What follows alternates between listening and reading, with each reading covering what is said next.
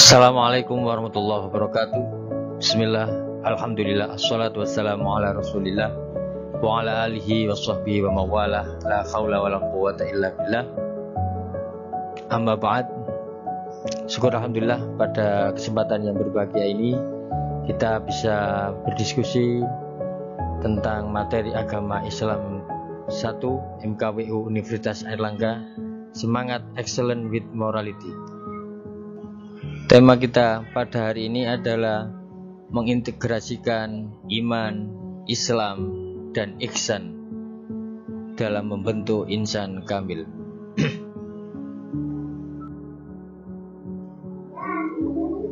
Adapun capaian pembelajaran materi ini adalah mahasiswa mampu bersikap warok, selalu berhati-hati dalam bersikap dan berperilaku dengan selalu mengacu kepada prinsip-prinsip halal dan baik, zuhud, sederhana dan berorientasi akhirat, sabar dan tawakal, menyikapi semua problematika kehidupan secara positif dan menerimanya sebagai kebaikan dari Tuhan, mensyukuri karunia Allah berupa nikmat iman, Islam dan kehidupan, menunjukkan sikap ikhlas melakukan segala aktivitas tanpa pamrih dan hanya kepada Allah, mampu menjelaskan esensi dan urgensi integritas iman, Islam, dan ihsan dalam pembentukan insan kamil, serta mengkreasi pemetaan konsistensi dan koherensi pokok-pokok ajaran Islam sebagai implementasi iman, Islam, dan ihsan.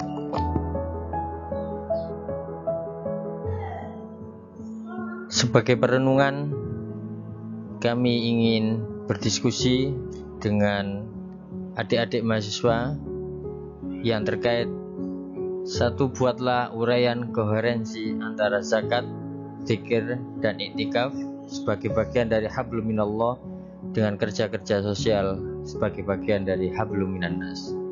Yang kedua adalah susunlah peta konsep iman, Islam, dan ihsan dalam hubungannya dalam membentuk insan kamil. Untuk melengkapi materi tentang hablum minallah dan hablum minannas, kita akan mengetahui sebuah kisah seorang ahli ibadah Yahudi. Ada ahli ibadah yang bernama Abu Hasim yang kuat sekali tahajudnya. Hampir bertahun-tahun dia tidak pernah absen melakukan sholat tahajud. Pada suatu ketika saat hendak mengambil air wudhu untuk bertahajud, Abu dikagetkan oleh sesosok makhluk yang duduk di pinggir sumurnya. Abu bertanya, "Wahai hamba Allah, siapakah engkau?" Sambil tersenyum, sosok itu berkata, "Aku malaikat utusan Allah." Abu Hasim kaget sekaligus bangga karena kedatangan tamu malaikat mulia. Dia lalu bertanya, "Apa yang sedang kamu lakukan?" Malaikat itu menjawab, "Aku disuruh mencari hamba pecinta Allah." Melihat malaikat itu memegang kitab tebal, Abu lalu bertanya, "Wahai malaikat, buku apakah yang kau bawa itu?" Malaikat menjawab, "Ini adalah kumpulan nama hamba-hamba pecinta Allah." Mendengar jawaban malaikat, Abu bin Hashim berkata dalam hati, namanya ada di situ. Maka ditanya malaikat itu, "Wahai malaikat, adakah namaku ada di situ?" Abu berasumsi bahwa namanya ada di buku itu, mengingat amal ibadah yang tidak pernah putusnya, selalu mengerjakan sholat tahajud sepertiga malam, berdoa dan bermunajat kepada Allah Subhanahu wa Ta'ala di sepertiga malam. "Baiklah, aku buka," kata malaikat sambil membuka kitab besarnya. Dan ternyata malaikat itu tidak menemukan nama Abu Hashim di dalam kitab. Abu Hashim tidak bertanya dan meminta malaikat sekali lagi membukanya.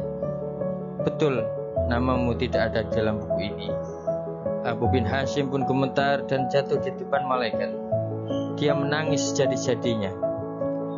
"Rugi sekali diriku yang selalu tegak berdiri di setiap malam dalam tahajud dan bermunajat tapi namaku tidak termasuk golongan para hamba pecinta Allah. Melihat itu malaikat berkata, "Wahai Abu Hashim, bukan aku tidak tahu engkau bangun setiap malam ketika yang lain tidur, engkau mengambil air wudhu dan kedinginan pada saat orang lain terlelap dalam buaian malam. Tapi tanganku dilarang Allah menulis namamu. Apa yang menjadi penyebabnya?" Tanya Abu bin Hashim. "Engkau memang bermunajat kepada Allah, tapi engkau pamerkan dengan rasa bangga kemana-mana dan asik beribadah memikirkan diri sendiri. Dikatakan dirimu orang yang sakit, di kanan kirimu ada orang yang sakit atau orang lapar, tidak engkau tengok dan tidak engkau beri makan. Bagaimana mungkin engkau dapat menjadi hamba pecinta Allah? Kalau engkau sendiri tidak pernah mencintai hamba-hamba yang diciptakan Allah," kata malaikat itu. Abu bin Hashim sendiri disambar petir di siang bolong. Dia tersadar hubungan ibadah manusia tidak hanya kepada Allah semata, yaitu hablum minallah, tapi juga sesama manusia hablum minannas dan alam.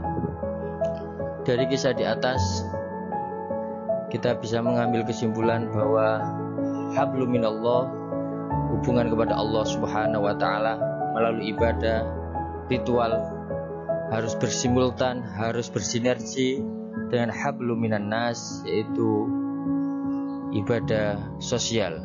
Kita tidak bisa mengatakan bahwa ibadah ritual itu di atas segala-galanya dan ibadah sosial berada di bawah levelnya. Karena ketika kita beribadah kepada Allah Subhanahu wa taala, tentu kita akan berhubungan dengan makhluknya. Ketika kita berbuat riya, maka tentu pameran kita, kesombongan kita itu berhubungan dengan manusia. Karena itu marilah kita berdoa kepada Allah Subhanahu wa taala. Mudah-mudahan kita bisa mengambil pelajaran dari kisah ahli ibadah yang rugi. Sebagai akhir dari pertemuan kita hari ini, kami berharap pada mahasiswa untuk melakukan review mata kuliah. Yang pertama adalah, mungkinkah manusia pada umumnya mencapai insan kamil? Kalau tidak, mengapa? Kalau mungkin, bagaimana cara menggapainya? Demikian beberapa hal yang bisa kita aturkan terkait dengan integrasi iman, Islam, dan ihsan dalam membentuk insan kamil. Mudah-mudahan bermanfaat. Akhirul kalam, wallahul muwaffiq ila aqwamit thoriq. Wassalamualaikum warahmatullahi wabarakatuh.